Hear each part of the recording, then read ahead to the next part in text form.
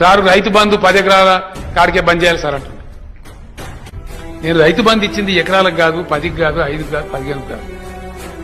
తెలంగాణ రాకముందు 50 ఎకరాల రైతులు కూడా మహబూబ్ నగర్ వచ్చి ఆటో రిక్షా నడిపించారు. కరువు పాలకి గూడు చెదిరిన పక్షులాగా ఆయన తెలంగాణ బిడ్డలు. కరెంటు రాదు, నీళ్లు రావు, 1000 ఫీట్ ఎత్తే బోర్లు, ఒక్కొక్క రైతు 50 బోర్లు వేసుడు, 10 బోర్లు వేసుడు, కుస్తే బోగులు అమ్ముకున్నాడు. చెల్లా చెదురై గూడు చెదిరిన పక్షుల్లాగా అయినుండే. ఇవాళ నాకు గుండెల నిండా సంతోషం ఉంది. మా ఎమ్మెల్యేలు చెప్తున్నారు, మా మంత్రులు చెప్తున్నారు, సార్ ఒక్కొక్క ఊర్లో బొడ్రాయి పండుగ చేస్తే లక్షలు ఖర్చు పెట్టి బ్రహ్మాండంగా జరుపుకుంటారు ప్రజలంటే. ఇంకంతకన్నా మనకు కావాల్సిన సంతోషం ఏంటని నేను చెప్తాను. తెలంగాణలో వ్యవసాయ వృద్ధి చేయడానికి, వ్యవసాయ స్థిరీకరణ చేయడానికి అమలు చేస్తున్న పాలసీ రైతు బంధు.